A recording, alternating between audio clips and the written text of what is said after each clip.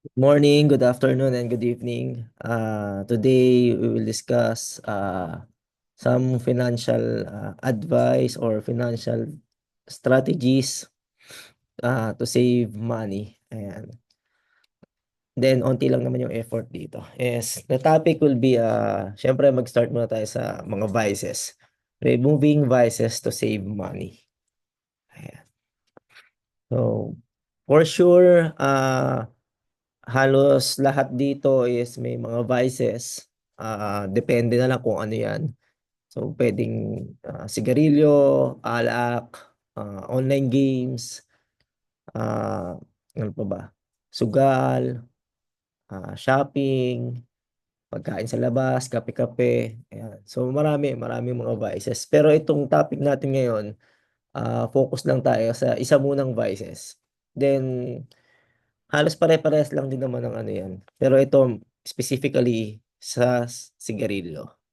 Ayan, by the end of this module, participants uh, will able to identify the common financial vices, understand how these vices contribute to unnecessary spending, and develop strategies to overcome vices to save money. Ayan. So, meron yang kasabihan si Benjamin Franklin, beware of small expenses.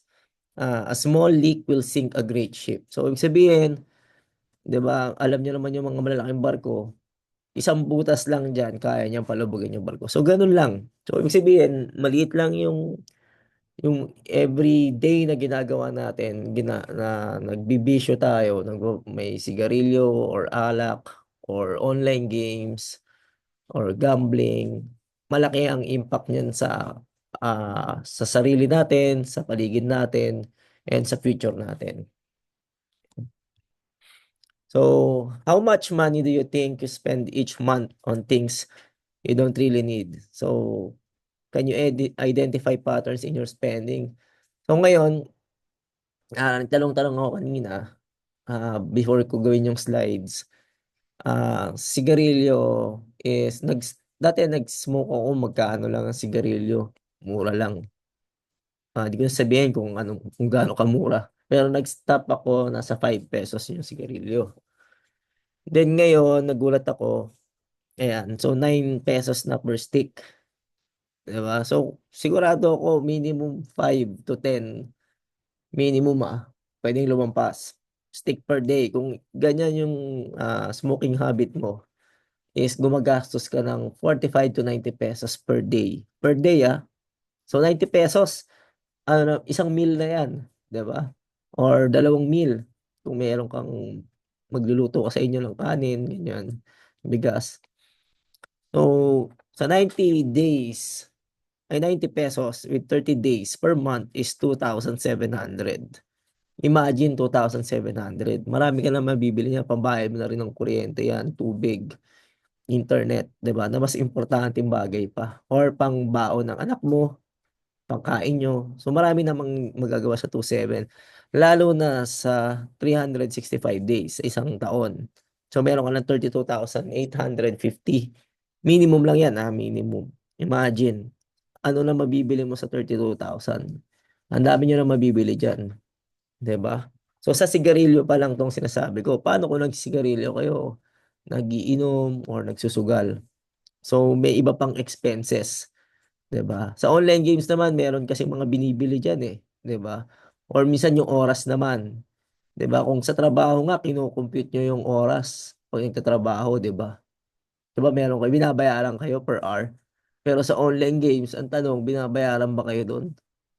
'Di ba? So, tanungin niyo yung sarili niyo. Baka meron kayong ibang bagay na puwedeng gawin bukod dun, 'di ba? O kung nag-games kayo ng 2 oras, 3 oras, tanungin sarili niyo, ano kaya puwedeng gawin na pagkakitaan or mas importante kaysa mag-games ka, 'di ba? So, gano'n yung ano. So, 32,000 kung, imagine niyo kung nagsisigarilyo kayo, saan kaya punta niyo, 'di ba? Sa future siyempre, sigurado dito kayo sa ospital, pero hindi natin alam kung dito sa ospital na 'to, sa Asian Hospital, 'di ba? Swerte niyo kung Asian Hospital, sosyal, may budget, 'di ba? Pero what if hindi sa Asian Hospital? 'di ba? Baka diretso yung marami diyan na ospital na ng isang araw, kinaumagahan patay na, 'di ba? So sa 320,000 ay 32,000 'pag kinupit niyo kung 10 years na kayo nagsisigarilyo, imagine niyo meron na kayong 320,000, 'di ba? So malaki na 'yun, ang dami ng mabibili nun. Oh, sino dito nagsisigarilyo walang kotse, 'di ba? Imagine niyo kung 10 years kayo yung budget niyo for sigarilyo is inipon niyo, nakabili na sana kayong kotse. Ayan, oh, kakatingin ko lang 2 weeks ago, Toyota Vios 2015, 320,000. Imagine niyo may kotse na sana kayo ngayon, 'di ba? Kung tumigil kayo magsigarilyo. Pero hindi pa naman huli ang lahat. Oh, yan puwede niyo ng pambili ng kotse, puwede yung pambayad ng insurance, pambili ng property, renovation ng bahay, 'di ba? Puwede na, 'di ba? So yun sa ano pa lang 'to, sigarilyo pa lang, 'di ba? So kung nagsisigarilyo tayo, bukod dun sa ginastos natin sa sigarilyo, meron pa tayong ibang gastos, 'di ba? Siyempre puwede tayong magkaroon ng lung cancer. So magkano ang treatment ngayon sa Philippines ng lung cancer? Gagastos ka ng minimum 120,000 to 1,000,000 para sa treatment, treatment 'to. Then chemo 'pag malalalala na yung sakit mo, per session is 20,000 per session to over 120 per session 'to, ayan. So imagine niyo gumastos na kayo sa sigarilyo, gagastos pa kayo ngayon sa ospital or pagpapagamot, 'di ba? Maganda ba yun? 'Di ba? So yun yung ano, yung focus natin dito is sigarilyo lang muna. Then puwede rin naman 'tong sa alak, gano'n din naman sa alak. Gagastos ka sa alak, magkano Red Horse ngayon, magkano gin, parang Red Horse yata magkano na ba 90, more than ₱90 per bottle, 'di ba? Or hindi ko alam kung ang Muchum alam ko nasa 100 plus na, 'di ba? Kasi tagal na rin ako hindi tumigil, tagal na akong tumigil mag-inom, eh. Then ito yung mga other, common financial vices. So siyempre number one is, sugal. Isipin niyo pinagtrabahuhan niyo yung pera, nagrereklamo kayo tapos hirap na hirap kayo sa trabaho, tapos yung sugal segundo lang, minuto lang, talo kayo, ubos agad yung pinagkahirapan niyo, 'di ba? Minsan bebenta pa kayo ng kung ano-ano diyan, 'di ba? Then sigarilyo and alak, ayan, number two. Pagbili ng mga mahal na brands, 'di ba, yung mga branded, 'di ba? Okey lang naman kung yung branded is, magagamit niyo or may paggagamitan kayo talaga, bakit kailangan ng branded, 'di ba? Example, kung kailangan niyo ba ng branded, kasama niyo lang mga family niyo, mga friends niyo, 'di ba? Not unless quality talaga. Example, for the phones, talagang quality yung phone na halimbawa Apple, para sa'kin, quality talaga, talagang mailalaban mo. Pero yung mga brandeds na sobrang mahal, na yung parang wala namang pinagkaiba sa normal na mga brands, 'di ba? So gano'n. Everyday pagkain sa labas kung kaya naman magluto, 'di ba? Kumbaga puwede ka naman magsaing sa umaga, tanghali, gabi na 'yun. Mas makakatipid kaysa bumili ka ng rice sa karenderya or sa restaurants. Online shopping, ayan, mabilis na ngayon, add to cart, 'di ba? So dapat pag-isipan niyo bago mag-add to cart kung kailangan niyo ba talaga yung isang bagay. Ako ginagawa ko 'pag nag-a-add to cart ako, tinitignan ko muna siya 1 day, ta's tignan ko ulit second day, third day, kung iisipin ko pa siya, 'pag inabot ng 5 days saka ko siya i-add to cart. Ibig sabihin kailangan ko talaga siya, 'di ba? And excessive celebration, kung halimbawa lalo na birthday, kumbaga okey lang naman mag-celebrate ng birthday pero yung enggrande ba, or halimbawa yung mga sa wedding or mga any celebration, kumbaga kung kaya naman na simple lang. Or konti lang yung mga bisita, 'di ba kailangan i-invite buong barangay, 'di ba? Puwede na siguro 10 or 20 guests, okey na yun, 'di ba? Or family lang, not bad na. So yung mga gano'ng mga strategies. So, ano ngayon yung una niyong gustong i-eliminate dun sa mga nasa list or wala yung droga 'no? Siguro yun dapat number one yun. Bukod sa illegal siya, talagang talagang masama talaga siya, ayan. So, ano ngayon yung gusto niyong eliminate? Ang pwedeng gawin diyan is start small. Ito sa akin, ito yung mga na-eliminate ko. 2017 kasi tatamaan yung health ko, tumataba ako. So in-identify ko, yan, mas nakatipid ako kasi sa breakfast coffee na lang, minsan isang bread, ganyan. Then no fried na. So 2017 hot dogs, bacon, corned beef tocino. Then 2018 quit ako ng smoking. 2019 no online games. Mas focus sa trabaho, sa sarili, self-development, exercise kaysa sa online games. Ang laki kumain ng oras eh. Then 2022 no alcohol. Yan. So yan yung mga paisa-isa lang, 'di ba?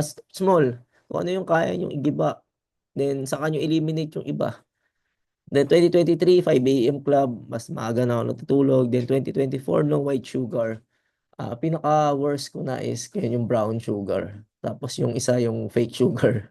Yung mga Slenda. Mas mahal nga lang. Pero kung ano, pwedeng wala rin naman. Kung matamis naman yung kakainin natin, huwag yung tayo mag-sugar. Tapos 4 AM na yung gising ko. So yan, pwedeng every year mag-ano kayo ng isang vices na gusto nyo tanggalin. And ayan, strategies. Yan. So ito yung mga strategies na pwedeng gamitin. Number one, tinagalog ko na para mas maintindihan nyo. Lumayo sa mga friends mo na nagyoyosi or nangiinom. Or kung ano yung bisyo na yun, lumayo kayo. Or pwede rin maghanap ka ng isang friend mo doon. O sino dito gustong mag-quit na ng ganitong bisyo? O di mag-partner kayo. O yan, o updatean kayo, mag-update kayo. Na ito, nag-quit na ako. Yan, okay pa rin, tuloy-tuloy. Ito, nahihirapan ako. Tulungan kayong dalawa. 'Di ba? Or pwede magtanong kayo sa mga tumigil na or tinatanggal na nila yung bisyong yun. 'Di ba? Syempre pagkasama mo sila, ikaw lang isang walang bisyo, mau-OP ka doon. Tsaka syempre, ano pang expect mo sa mga kaibigan mo na yan? Pipigilan ka? Hindi, talagang pipilitin ka talaga. 'Di ba? Number two, isipin mo ma-hospital ka or mamamatay ka ng maaga pag nagyosi ka pa rin or yung nagbisyo ka pa rin. 'Di ba?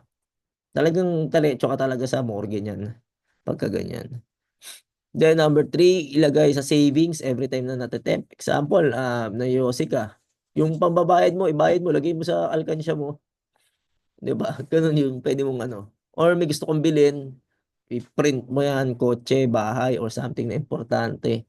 I-print mo na, yun nga, pag tumigil ako magsigarilyo, mag-inom, or mag-gambling, or kung ano pa yung mga ibang bisyo, mga shopping, mabibili mo yung gusto mong bilhin talaga na mahal, na expensive, di ba? Na mas importante kaysa sa mga yun.